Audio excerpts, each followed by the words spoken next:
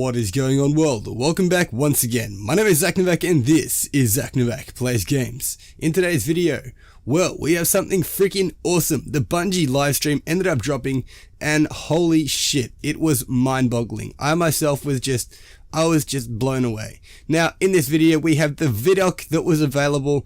Now, it does go for about 8 minutes. It is seriously incredible to actually watch. Like, it's just freaking awesome.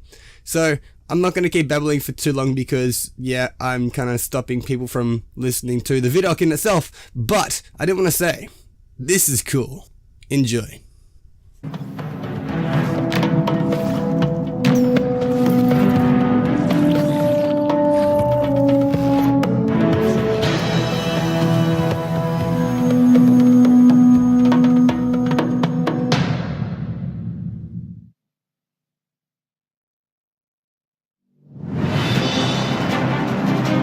Rise of Iron has everything you'd expect from a new Destiny expansion. We got a whole new suite of brand new weapons. We got multiplayer with 3 new maps, got a new mode called Supremacy, got private matchmaking. We needed a raid. I don't think we could have shipped Rise of Iron without a brand new raid. Tons of new armor, tons of new gear. It was a story campaign with characters and cinematics. New public events, new patrols, and new secrets to uncover.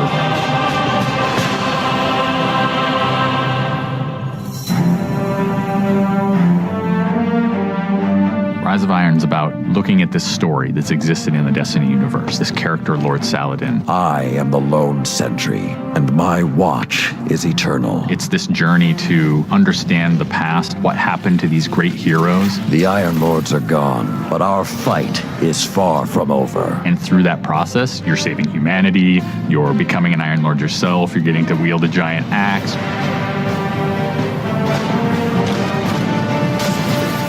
The idea of playing through a blizzard is something that we've never tried, and you're going to see that in Fellwinter Peak. Fellwinter Peak is very interesting because we've never had the player fighting through a social space before. When you walk in there for the first time and the fire's lit and it's just casting glow up onto these 8 heroes, you've been holding their weapons for 2 years. When we can take those elements of Destiny and put them all together into one coherent moment, I think is awesome. It is time to finish what I began so very long ago. Come, Guardian, help me give my friends the rest they deserve.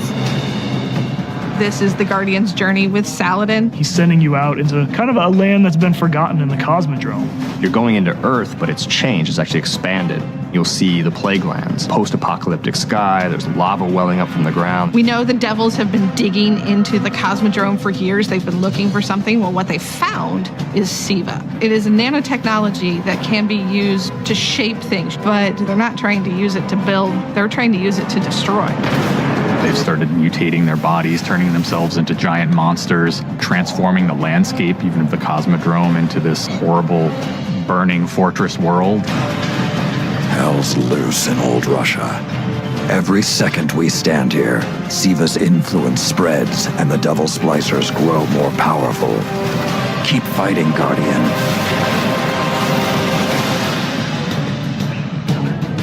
After the campaign finishes, you have patrols that really tell the story of this continued infestation in the land. And we have a new strike that shows just what the Fallen are doing with the SIVA. It's this spooky place called the Wretched Eye. There's this really neat boss encounter. A Fallen captain has plucked an eye out of an ogre, affixed it to his weapon, and he's using that to sort of tase you out of your rat hole while this blind ogre just walks around trying to crush you. We also have a few reprise strikes that we're bringing back for players.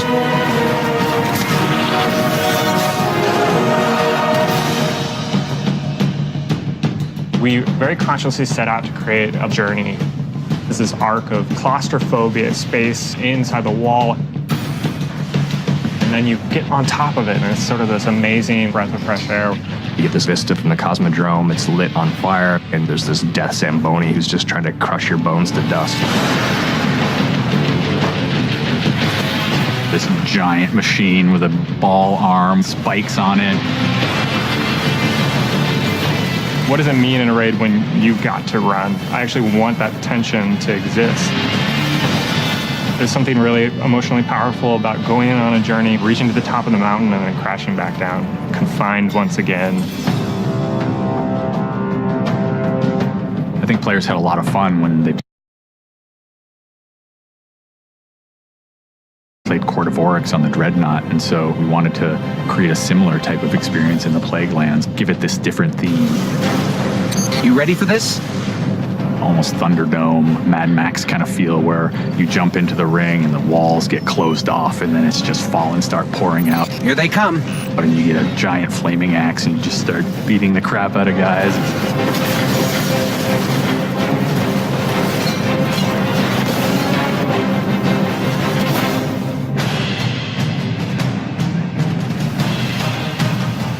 We thought, how can we increase the ways that you express the way you like to play?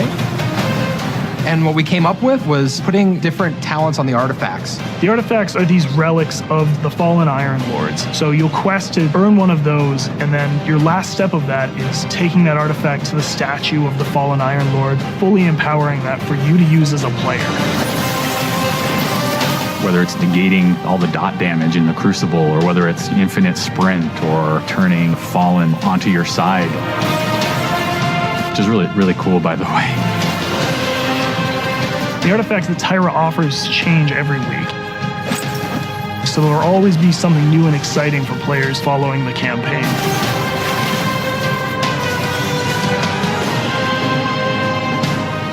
When you put snow, everyone thinks of pelts and cloaks and hoods. Wouldn't be a knight's tale without a knight's armor. When you look at the Iron Lords and you look at the Raid set, you look at the Iron Banner set, where you look at Trials of Osiris, they're all new with a much wider palette that players can pull from. And when you throw ornaments on top of all that, we're going to see a lot more variety in gear. So the ornament system is this really cool thing that lets you take some of your favorite pieces of gear and then you customize this weapon the way you want it to be. We got your raid weapons, we got your Iron Banner, we got new exotics, old exotics. Do you like sidearms? We got all the sidearms this time around. Gallahorn, enough said. Coming to the Crucible and Rise of Iron is a new game type called Supremacy. Defeat your enemy, claim their crest. It's a fast-paced 6v6 game mode where every kill you get, Guardian drops a crest. Picking up the crest gives you points. Their glory goes to you, Guardian. It's a constant battle over picking up crests and making sure that you're with your team and not out of position. If you pick up an enemy crest, you deny the enemy those points. Excellent recovery. We have new maps. We always have new maps. There's Last Exit, lots of twists and turns, lots of really good close combat. Then there's Skyline, a Clovis Bray headquarters building on Mars. It's a symmetrical, large map. The last one is Floating Gardens, which is an open map. One thing we're really excited about in Rise of Iron is the introduction of private matches. Can't wait to see what people are going to do. They're going to be able to fire up whatever match they want, play with their friends, host tournaments, have fun arcadey games. They don't have to worry about our matchmaking stuff. They can do it all themselves.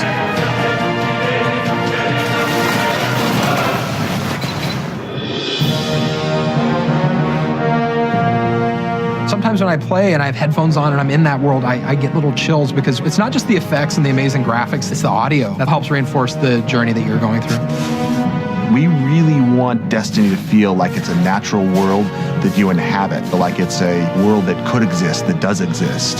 The score is incredibly strong, and the work that the audio team has done on this game, it lights you up.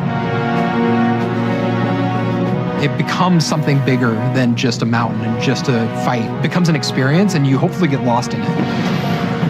That sense of fun, that sense of adventure, that sense of the unknown, I want to see that translate to our fans and our players. When you see your character at the end of the campaign, I really, really hope that you feel triumphant and proud, like, wow, I'm becoming an Iron Lord.